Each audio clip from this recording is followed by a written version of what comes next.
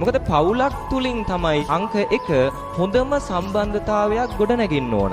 අවාසනාවකට අද වර්තමාන අපේ පවුල් පරිසරය ගත්තාම විශේෂයෙන් දැන් අපේ අම්මලා තාත්තලගේ ආදරය දරුවන්ට ලැබෙනවා හරි අඩුයි. ගෙයක් ඇතුලේ අපි දකිනවා ආදරය කරන්න ලැජ්ජයි.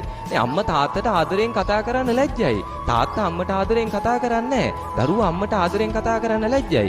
ආදරෙන් කතා කරන්න ලැජ්ජ අපේ ලංකාවේ පවුල් ඇතුලේ බලන්න පොඩි ප්‍රශ්නයක් එහා මෙහා වෙච්ච ගමන් අල්ලපු ගම් 7කට ඇහෙන්න කුණුහරුපෙන් කෑ ගහන්න කිසිම ලැජ්ජාවක් නැහැ. ආදරෙන් කතා කරන්න ලැජ්ජයි. ඒ නිසා අංක 1 පළවෙනි තැන පවුල තුල අපේ ලස්සන සම්බන්ධතාවයක් ගොඩනගෙන්නට ඕන. දැන් අපේ තාත්තලගේ ළඟ තියෙන ලොකු දුර්වලතාවයක් අපි දැකලා තියෙනවා මේ ගොඩාක් අපේ තාත්තලා අපි දන්නවා. ඉතින් උදේ පාන්දර ගෙදරින් එළියට යනවා. සමහර විට දරුවත් එක්ක කතා කරන්න වෙලාවක් නැහැ. දරුවත් එක්ක ගනුදෙනු කරන්න වෙලාවක් නැහැ.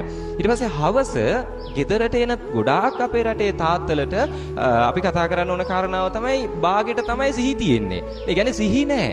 හවස එන්නේ ගොඩක් තාත්තලා සිහි නැතුව ගෙදරට. ඉතින් සිහි නැතුව ගෙදරට එන තාත්තා කෙනෙක්ගේ ආදරය නිසි ආකාරයෙන් ඒ ගෙදර අම්මට ලැබෙන්නෙත් නැහැ. ඒ දරුවන්ට ලැබෙන්නෙත් නැහැ. ඒ තුලින් වෙන භයානක පැත්ත තමයි තාත්තා කෙනෙක්ගේ ආදරේ නොලැබෙන දරුවෝ ඊට එහා පිරිමියෙක්ගේ ආදරේ අනිවාර්යයෙන්ම හොයනවානේ. ඉතින් ඒ නිසා තමයි අපේ මං හිතන්නේ මේ සමාජයේ සම්බන්ධතා ආශ්‍රයෙන් විශාල ප්‍රශ්න ඇති වෙන ප්‍රධාන හේතුවක් අම්මගෙන් තාත්තගෙන් නිවැරදි ආදරයක් ඒ දරුවන්ට නොලැබීම.